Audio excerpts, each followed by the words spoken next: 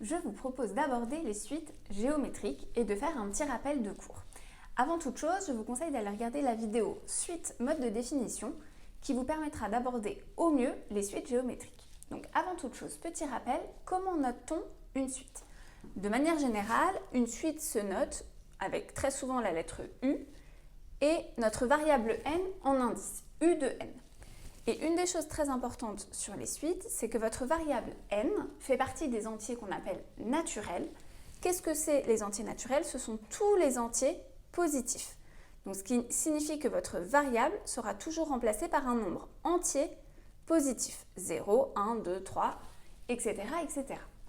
La deuxième chose très importante dans les suites, c'est que vous avez des rangs. On a d'abord U de 0, puis U de 1, puis U de 2, etc., etc. Donc, on démarre, on a U de 0, U de 1, U de 2, etc., etc., jusqu'à un certain rang n, ce qu'on peut noter U de n. Et du coup, quel est le terme qui suit U de n? Si le terme qui suit U de 0, c'est U de 1. Celui qui suit U de 1, c'est U de 2. Ce qu'on fait à chaque fois à l'indice, c'est qu'on rajoute 1. Donc, le terme qui suit U de n, ce sera U de n plus 1. Notion très importante, on va le voir par la suite. Pour vous présenter les suites géométriques, je vous propose de regarder avec un petit exemple pour que ça soit plus clair. Donc, supposons que chaque année, pour Noël, on vous donne une certaine somme d'argent. La première année, en 2020, on vous donne 50 €. Et chaque année, on décide de doubler cette somme. Donc chaque année, on multiplie cette somme par 2.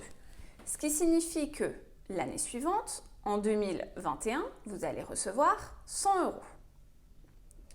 L'année suivante, en 2022, on va de nouveau multiplier par 2. 100 fois 2, vous aurez 200 €, etc., etc. Eh bien, cette somme d'argent que vous recevez à chaque fois à Noël pourra être modélisée par une suite géométrique. Pourquoi?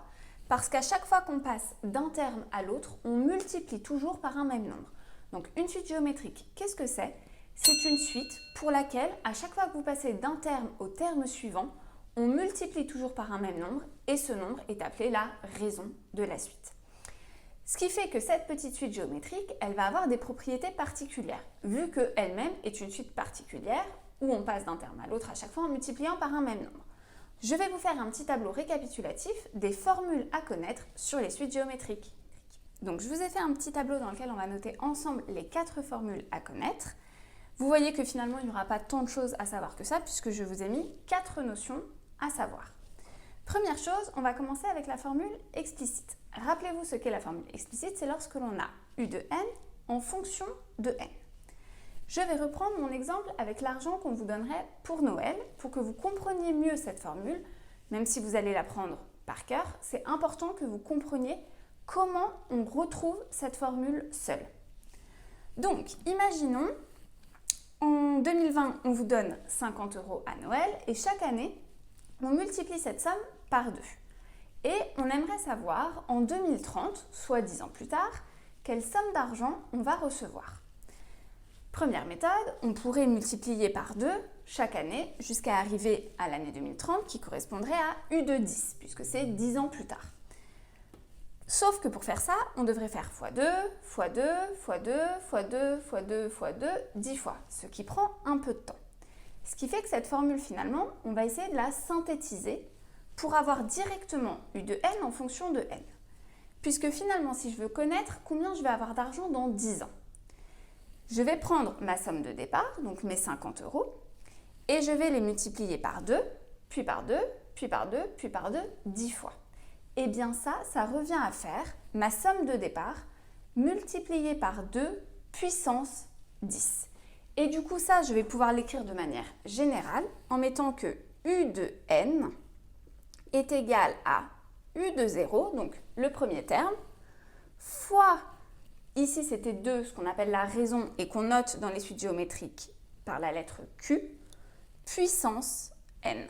Ainsi, si je veux calculer par exemple U de 10, je prends mon premier terme et je multiplie par ma raison, puissance 10. Je vais vous rajouter également une autre petite formule pour les suites géométriques Si jamais on ne démarre pas à U de 0 mais à U de 1, ça pourra arriver dans certains exercices, vous verrez, c'est assez rare, mais je préfère vous donner la formule au cas où vous vous retrouviez face à un exercice de ce type. Si jamais je démarre à U de 1, c'est-à-dire on suppose que la première année, donc U de 1, pour éviter qu'il y ait un décalage dans les années, on vous donne 100 €. Et on veut savoir la 10e année, donc U de 10, combien on va recevoir. Eh bien on va faire le même principe, sauf que cette fois-ci, on va multiplier par 2 seulement 9 fois. Donc ça, comment on va le traduire? On va dire que c'est U de n est égal à U de 1 fois la raison, mais cette fois-ci, on va la faire puissance n-1, puisque si je veux par exemple U de 10, je multiplierai par la raison puissance 9. Donc je dois enlever 1 à l'indice. Ok? Passons maintenant à la formule de récurrence. Rappelez-vous, qu'est-ce que c'est la formule de récurrence? C'est lorsque l'on a un plus 1 en fonction de U de n. Qu'est-ce que ça veut dire ce U de n plus 1 en fonction de U de n qui vous embête tant? Ça veut dire que si je veux calculer un terme et que je connais le terme précédent, comment est-ce que je vais faire? Donc regardez, je vous avais fait la liste des nombres et mon U de n plus 1, il est juste ici. Donc je veux calculer UN plus 1 et je connais U de n. Mais je sais que d'un terme à l'autre, à chaque fois, je multiplie par ma raison. Donc si je veux calculer U de n plus 1, j'ai juste besoin de prendre le terme précédent, c'est-à-dire U de n, et à faire fois Q. Donc ça, comment ça s'écrit? U de n plus 1 égale le terme précédent, donc U de n, fois Q. Ça, c'est la formule générale. Mais en fait, ça veut juste dire que, par exemple, si vous voulez calculer U de 2, vous pouvez prendre le terme d'avant U de 1 et juste le multiplier par votre raison. De manière générale, on a ce petit n et ce petit n plus 1. N plus 1 veut juste dire le terme qui suit U de n. Vraiment, il ne faut pas que vous vous embrouillez avec ça. C'est juste cette notion de un terme par rapport au terme précédent. Passons maintenant au sens de variation d'une suite géométrique. Pour faire le sens de variation d'une suite géométrique, donc déjà sachez qu'au programme de première, la raison est forcément positive. Vous n'aurez jamais de raison négative, donc Q est toujours supérieur à 0. Mais il va y avoir deux petits cas à distinguer. Le cas où votre premier terme sera positif et le cas où votre premier terme sera négatif. Ici, notre premier terme, il est positif. À la base, je touche 50 €. Et chaque année, je multiplie par 2 cette somme. Donc en multipliant par 2, forcément, les sommes augmentent. Donc on va dire que ma suite U de n, elle est croissante. Dans quel cas j'aurais eu une suite décroissante? Donc là, beaucoup disent, si jamais la raison est négative, on a une suite décroissante. Alors déjà, ce n'est pas possible parce que vous n'aurez jamais de raison négative. Et je vais juste vous expliquer pourquoi ce n'est pas lorsque la raison est négative. Parce que imaginons votre raison, c'était moins 2. Ici, on a 50 €. 50 fois moins 2, ça nous donne moins 100. Donc là, effectivement, ça baisse. Mais si après, je fais moins 100 fois moins 2, je trouve 200. Donc en fait, quand on a une raison négative, on passe d'un terme positif à un terme négatif, d'un terme négatif à un terme positif. C'est-à-dire qu'on a une suite qui est comme ça, croissante, décroissante, croissante, décroissante. Donc ça, ce sont des suites que vous n'étudierez pas en première. Donc dans quel cas je vais avoir une suite qui est décroissante? Eh bien, lorsque votre raison, elle sera plus petite que 1.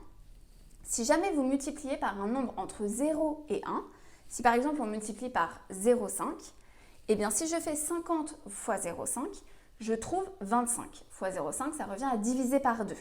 Donc dès lors que vous multipliez par un nombre entre 0 et 1, vous diminuez finalement le terme. Et dans ce cas-là, votre suite est décroissante.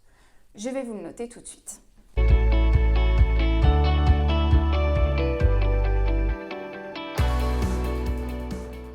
Je vous ai donc mis, si le premier terme est supérieur à 0 et que la raison est plus grande que 1, votre suite sera croissante. Par contre, si la raison est entre 0 et 1, la suite est décroissante. Et c'est l'inverse si jamais votre premier terme est négatif. Et enfin, voyons la dernière formule, c'est ce qu'on appelle la formule de la somme des termes consécutifs d'une suite géométrique. Cette formule, qu'est-ce qu'elle permet de calculer? Elle vous permet de calculer par exemple U de 0 plus U1 plus U2 plus U3, etc. jusqu'à un certain terme.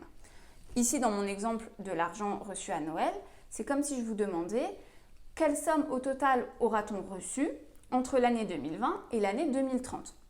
Donc on veut connaître combien on va avoir en 2020, plus en 2021, plus etc. jusqu'en 2030. U0 plus U1 jusqu'à U10. Première méthode, on calcule U0, on calcule U1, on calcule U2 jusqu'à U10 et on les additionne tous. Mais évidemment, cette technique-là, elle peut prendre un peu de temps. Là, encore une fois, on va jusqu'à 10, mais si on allait jusqu'à 20 ou 30, vraiment, ça prend du temps et c'est un peu une perte de temps. Du coup, on a une formule qui nous permet de calculer directement la somme. Je vais vous la noter et vous l'expliquer juste après.